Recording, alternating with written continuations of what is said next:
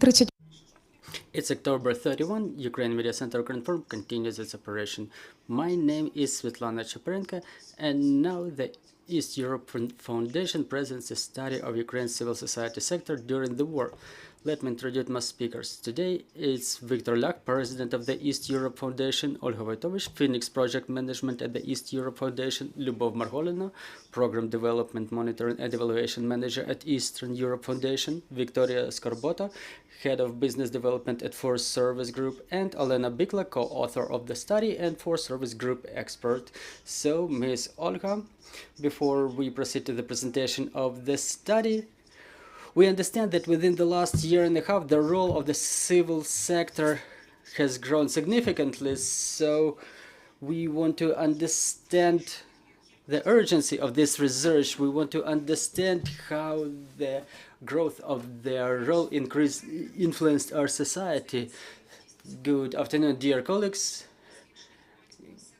Good afternoon to those who listen to us. Today we will present the research on the civil society sector during the war, and we want to emphasize the second part of this period, and it's important for us to track the dynamics of changes going on in all spheres of Ukrainian society. The research was done by Force Service upon the request of East Europe Foundation as a part of the Phoenix project funded by the European Union, and today we will tell you about the key results of the study, which highlight the changes in the work of the civil society as well as needs of the organizations, their organizational capacity, with a focus on the second year of the full-scale invasion.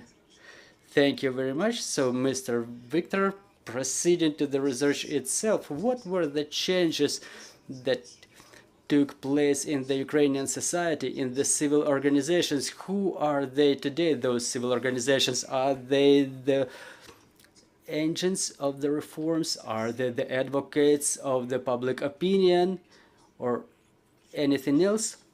All those things you've listed, but they also cover a huge spectrum of humanitarian activities.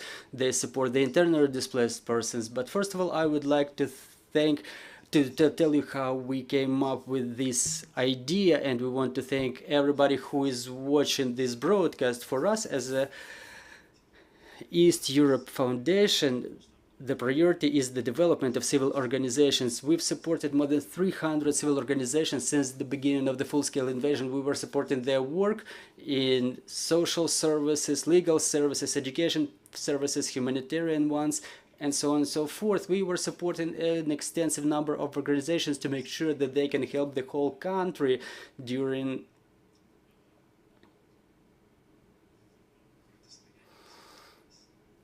this fight against Russian aggression.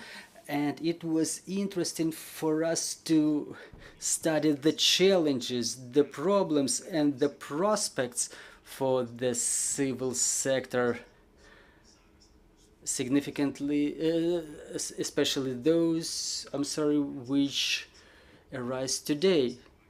All the service providers, universities, educational institutions, donors, and other organizations which support the development of other organizations, so that we could use the most efficient and rational way to help the organizations that work now at the level of the communities, directly providing services to the target audiences they work with. And I incredibly appreciate the input of our colleagues from Force Service. I want to thank them for their work. They will talk about very interesting things today. They will present the study and tell you about the methodology. And I have to say that some figures rejoiced me a lot.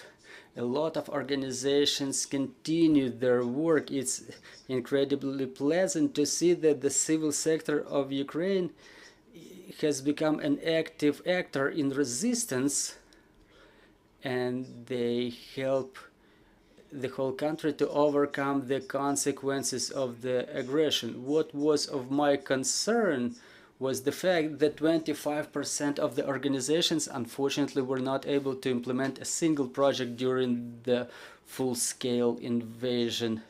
And today my colleagues will tell you about the reasons why those organizations fail to implement any projects. We were asking the organizations what they need, and among the most widespread problems is the lack of funding, but it was not the only problem mentioned by our respondents. I would like to draw your attention to a problem that is of concern to many organizations. It's the lack of staff. 80% of organizations mentioned that they lack program managers, financial managers, monitoring and assessment managers. We understand why, because a lot of people have left, they work remotely, they cannot fulfill their functions to the full extent. But if we transform this demand into an opportunity, I would like to ask all the service providers, maybe universities, education service providers, to see it as the opportunity to prepare new staff for civil sector. It can become a new niche for work in Ukraine, and I would like to urge all the civil organizations to check out the results of this research, because it's important to see the problems that your colleagues in your sector are facing, and maybe it can help you find the solution, how to overcome those problems, those obstacles. And maybe if it's something inherent in the sector, maybe we should pay attention to building the strategy of mitigation of risks for other civil organizations. I incredibly appreciate all the support of European Union in Ukraine. They help us to study civil sector and develop it. And what I would like to add, we have no other way than to be strong and capable. We have certain recipes, certain ideas that we want to share with you today. We want to share the ideas on overcoming the problems that we have on development of the civil sector. So please share your ideas with us too. Empower the civil sector, because again, we have no other way than being strong and capable. Glory to Ukraine, glory to the heroes.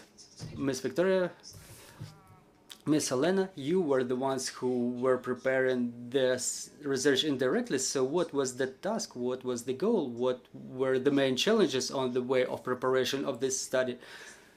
Well, first of all, I want to express my appreciation of this opportunity to do this research for you. It's our contribution to make sure that our organizations work to the extent, to the most efficient extent possible, to make sure they have roadmaps, they know what direction they should be going to. Our goal was to find out what are the needs, what are the problems of the charity foundations, of the civil organizations, both inside and outside.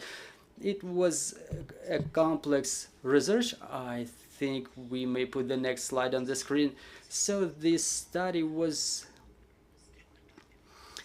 of complex nature. It was made in two stages. First one was a research in the offices. We were studying the organizations on the registers, what registers exist, what are the skills, knowledge, and training programs available now. And another stage, next stage, was a quality research. We've interviewed 37 respondents, and it was quite an intense group. We interviewed 5 representatives of businesses who closely cooperate with the civil organizations. We've interviewed 7 experts. We've interviewed 20 representatives of civil organizations, and the quantity stage. And on the quantity stage, we've interviewed 601 respondents. All of them were representatives of civil organizations, and we had a very diverse audience. Our goal was to interview civil organizations in all regions of Ukraine, and we've made it. On top of that, we had different things that we that we were building our methodology upon. First, the organizations were required to implement at least one project within the last 3 years, so they shouldn't be dormant organizations. We were asking the managers and chief officers of the organizations who build the strategy and who know from the inside what's missing the most. And we were interviewing the organizations that were recently created during the war, as well as organizations which work for a long time in the territory of Ukraine and deal with different types of activities. One of such insights that we were able to come up with, not the results, but the results of the interview, basically, not the results of the study. First of all, we realized that the people have something to say and they want to be heard, and it works the best when you talk personally. So it's either in-depth interview or telephone interviews. Unfortunately, there is no such trust window, joint trust window for civil organizations when you can interview them online and they tell you honestly. Moreover, the interviews were going on within some period, it takes certain time. And we hope that the results that we obtained will be of use. And talking about the insights, I would like to give the floor to Olena, and she will tell you in detail. Well, Miss Olena, yes, we are really expecting to hear about some very special things during this research. Well, thank you very much. It's my pleasure to be able to present this research for you, because being immersed in the environment, having those conversations, honest and frank conversations, everybody was open and transparent. They were telling us about the vision of the sector development, their capabilities, everything. It's very interesting. And 1 hour or 1.5 hours of interviews, it was like a small series, like a whole show. And I want to thank you for watching this presentation, because it means you don't only work in the fields, but you are curious about the tendencies of the development of the sector. You want to find out about the others to make things better on your end. So we were using one of the methods such as self-assessment, when, for example, we were asking 20 organizations to assess their capabilities before the full-scale invasion and after it. And as I said, it was an honest assessment. We were asking the donor organizations what's going on in the sector, but it was an average temperature in the hospital, body temperature. But when we tried to balance it, when we were doing the calculations, we found out that it was not average, but rather conversion tendencies. You know that donors, they assess their organizations better than the organizations do assess themselves, and we use the resource-based approach when an interview itself is a resource, as a knowledge. And I would like to recommend the representatives of those civil organizations which give interview to ask for the record of that interview, because everything you're saying within an hour or hour and a half is an element of a strategic session for you, and you can debrief your team with that and to investigate it, because you work with a specialist who guides you along some questions. Even in case of telephone interviews, the moderators don't see it, but through the phone the people get immersed in it and they tell it as if during a confession. So those interviews are a resource for the organizations themselves. And obviously any quality study, I was just working with quality studies, so it has some therapeutic effect. The representatives of the organizations shared their concerns. One of the representatives of the civil organizations who were involved in religious activities, they even blessed me, so it was of therapeutic effect for me. So there are things to read, to analyze, to compare with your organization, even if you were not part of this research. So please compare it with you. Use those opportunities. The fact that we've covered a lot of field work, this research, previous researches fulfilled by other organizations, because it's a point of growth for your organization and the sector in general. Thank you very much, Ms. Olga. So let's proceed directly to the results of the survey. So what were your conclusions? Well, let's stop at the main results of the study. And first of all, we were asking civil organizations what they were facing with the beginning of the full-scale invasion. We see those figures on the slide now. The majority of the organizations never relocated. Less than 10% were relocated. However, 30% of the employees of those civil organizations had to change their places of residence. I have to say that the consequences of COVID-19 pandemics assisted to the people in this issue, because when the representatives of civil organizations were forced to work remotely, they were ready to fulfill their activities even in different time zones. And at the same moment, less than 1/5 of the civil organizations mentioned the change of their activity. They got adapted to the conditions of the war, and we're talking about the second year of the full-scale invasion.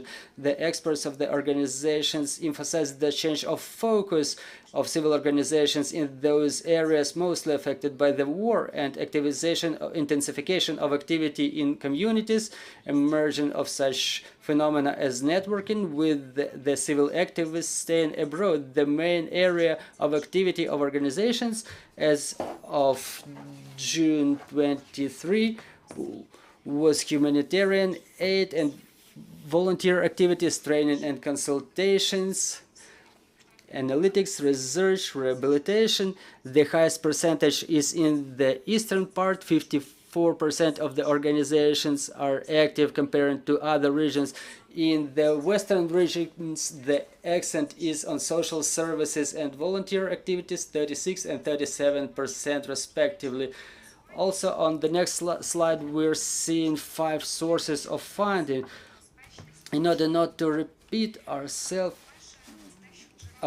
we have to say that the sources of funding are unstable. Organizations don't have enough resources to maintain the staff. The majority of the civil organizations mentioned that on a constant basis, the salary is being paid only to accountants and other members only on a project-to-project basis, which results in change of staff in the civil sector. And about the administration of civil expenses such as logistic expenses and maintenance of offices, they are a constant search of resources because the civil organizations find it difficult covering those expenses. We know that project activity only helps to cover those expenses in part during the project implementation and operation. So social entrepreneurship could be a solution, but to start a social business, we need quite a significant financial foundation. And to start the social entrepreneurship is not something that civil organizations can do right away. The priorities of donors have shifted too, and social entrepreneurship is not like untimely, but this focus shifted significantly. And yet another problem is that there is really lack of specialists and lack of knowledge on fundraising. Then talking about the project activity, it was important for us to understand what was the number of projects operating in the civil organizations and what is the specifics of such projects. So as Viktor mentioned, a quarter of the organizations, civil society organizations, have not implemented a single project since the beginning of the full-scale invasion, and only 17% of the organizations received international financial support. Statistically, saying the meaning of this percentage was identified with those respondents who were relocated. So 29% of the organizations that were relocated received the grants of international support, and also the grants were extended to those civil organizations who changed the focus of their activity. And those details really makes us ponder over a question why those civil organizations did not receive funding since the beginning of the full-scale invasion. So talking about the responses of the respondents, why they did not submit for donor funding, the reason was the absence of project managers, absence of resources they could submit for project activity, or work overload. Other big civil organizations who are involved in humanitarian projects, they did not submit for other projects in other sectors, and unfortunately some civil organizations mentioned that they do not believe that they can obtain a grant in a transparent manner. So grant funds were aimed to support the vulnerable categories of population, integration of internally displaced individuals, organization of training programs, and raising awareness of different groups of population. So talking about target audience, for whom those projects were implemented, they were mostly involved in work with the youth, internally displaced persons, disabled individuals, children, and the least attention was paid to representatives of LGBT community, orphans, veterans of war, and their families. Within our research, we were trying to find out how the organizations assess their institutional capability, because it's important too, and we were studying the availability of rules and procedures available in the organization, situation with the outsourced specialists in the organizations, and we've also received the data about the different competencies and areas of work. So on the next slide we can see that the organizations assessed the communication, protection of personal data, program management, and human resources management, because there was, but we'll get back to it later, because there were questions asked, the similar questions asked in a different way, and the respondents responded them differently, which is evidenced by the results of the study. There are different other aspects, such as involvement of resources or high technologies, and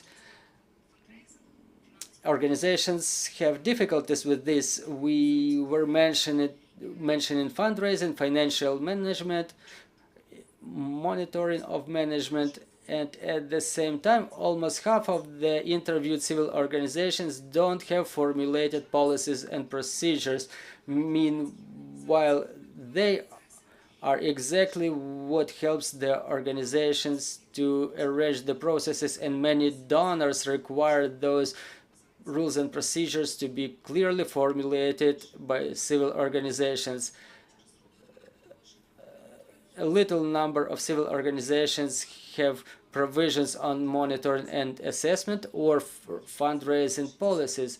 As I've mentioned, those spheres are the least developed, according even to the responses of the participants of the research. But such documents as Statute of Association or the plan, so only 44% of the organizations have it. 41% have the communications plan that defines the way the civil organization communicates with their target audience. Another huge challenge is the critical lack of specialists in the civil sector. We see that 80% of those interviewed don't have 85% don't have fundraisers, 83% don't have specialists in procurement, and they are the key experts in the area of audit and financial resources, financial reporting. 81% report the lack of specialists on assessment, then specialists in communications, accountants, or financial managers. So let's talk about the needs and problems of the organizations, and here let me start with the internal problems such as lack of funding, weak material base, and emotional burden. And there are challenges by macro regions and time frame of creation of civil organizations. So talking about the lack of funding, it's the problem mostly experienced by the organizations created since after the beginning of the full-scale invasion, and those who work since, for example, year 2001 experienced it the least. And the biggest indicator of emotional burden was indicated by representatives of those civil organizations created during the period from 2012 until 2021. And emotional burden is also inherent in those organizations that were relocated, because they, apart from relocation, need to find funding for networking and reestablishment of their activities in the new places of operation. Among top 7 problems, what was mentioned was the low support from the local government and support of other donors and businesses. Well, the respondents think that their capability may grow thanks to the growth of financing or training. This is the response of 33% of respondents, and consulting 23% of respondents. The organizations identify those needs that correlate with the demand for training, and many organizations of the civil society are interested in support or assistance in building the financial plans, trainings in fundraisers, and support of other civil organizations. However, more and more events are happening now online for the civil sector, but still several organizations mention that sharing experience is not enough. They want more such events.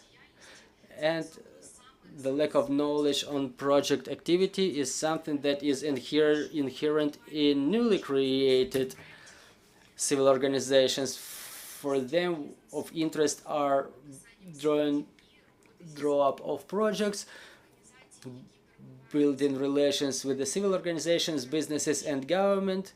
Among those who are located in the west of Ukraine, urgent is the study of the foreign languages and producing reports. Also, participation in the projects of institutional support is important for us, and they are ready to take part in such projects. That was the response of 74% of the respondents. As to the role of the civil organizations in reconstruction of the country, they continue being very active players even now, and those territories that were liberated, the civil organizations either quickly return there or they organize a lot of work on recovery of those regions. 90% of the respondents are ready to take part in the recovery of Ukraine and to participate in the projects of recovery. The respondents are missing such key factors as funding, that's obvious. Then the end of the war, well, as you see, it's not the prevailing response, so the civil organizations don't wait for the war to end. They are already taking an active part in recovery of Ukraine. So the end of the war is an important factor, but not the most important. Also, they lack support by the government. Less organizations mention lack of time, experience, or knowledge.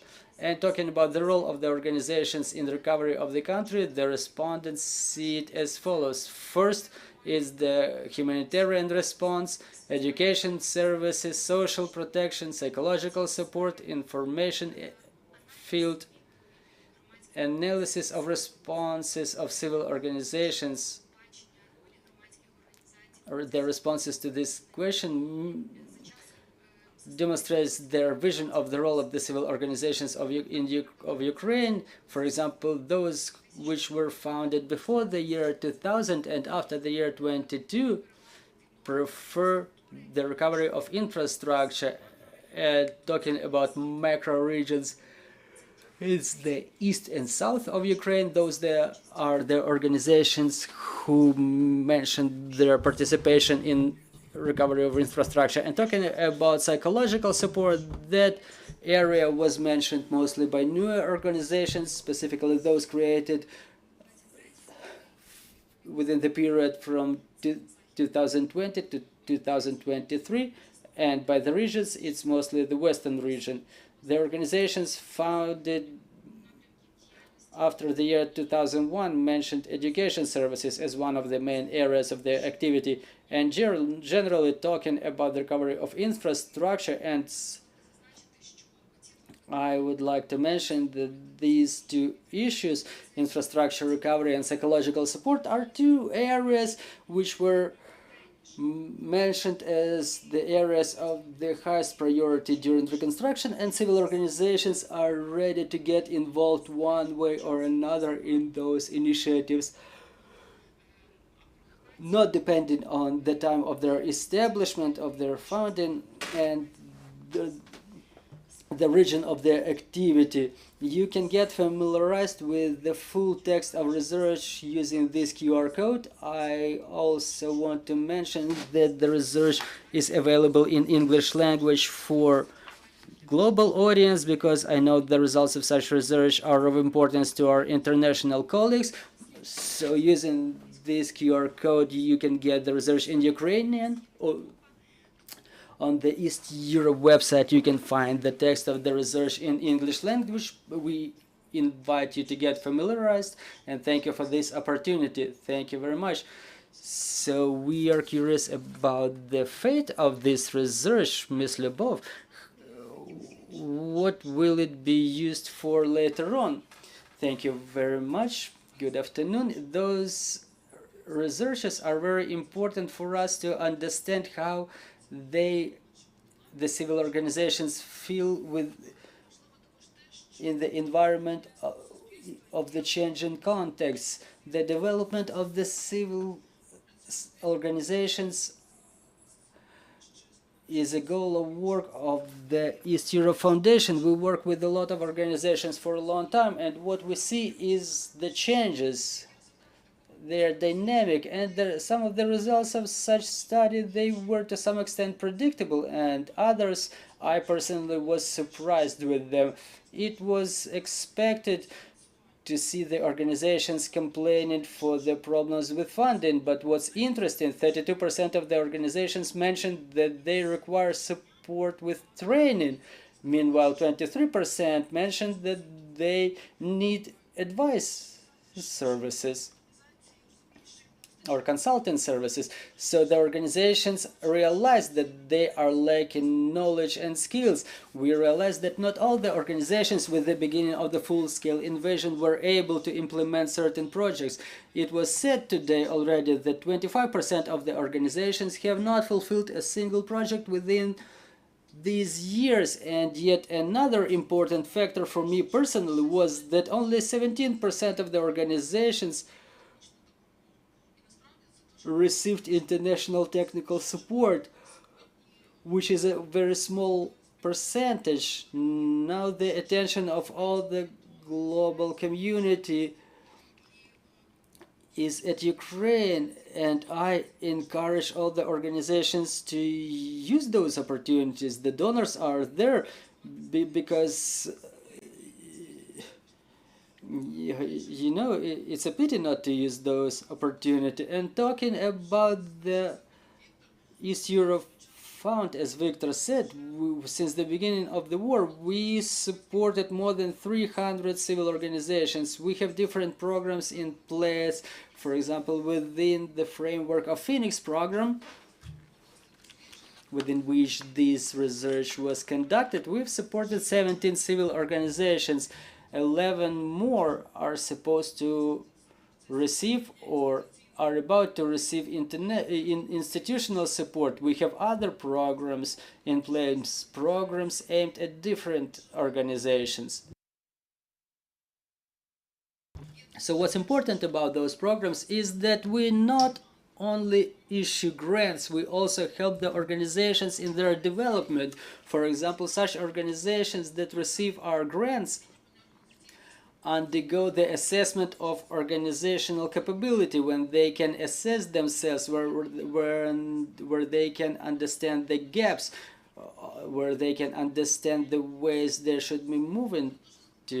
We offer different training courses, educational services, so I encourage the organizations to use that free resources offered by East Europe side. It's our online platform Zrozumilo. Any organization will find free, easily accessible training courses on such important topics as monitoring, psychological support, or grant writing, which is very important too.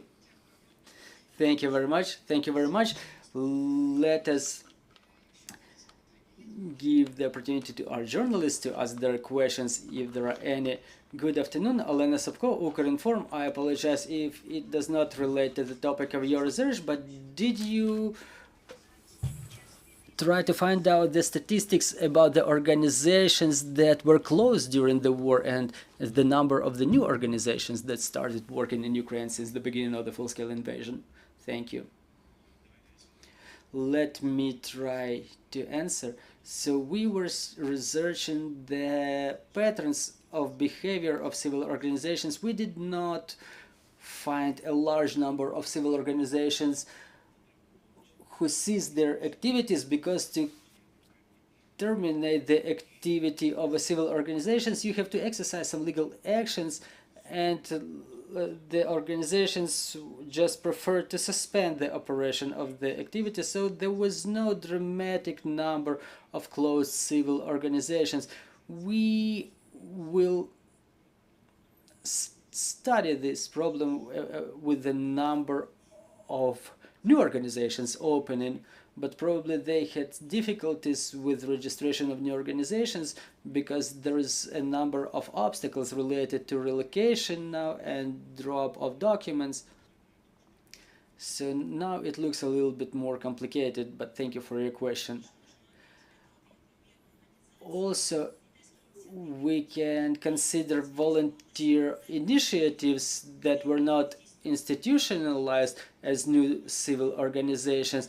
They find funding not maybe at the expense of the donors, but this is the new phenomena that emerged in the Ukrainian civil society. The volunteer initiatives, obviously not of them get registered as civil organizations, but they probably may implement their activities within some existing organizations. So you know, now there is no such divide as new or old civil organizations, but they all undergo the transformation. Thank you very much. If there are no more questions, I would like to thank our speakers for presentation of this very interesting research, which demonstrated the work of our civil organizations.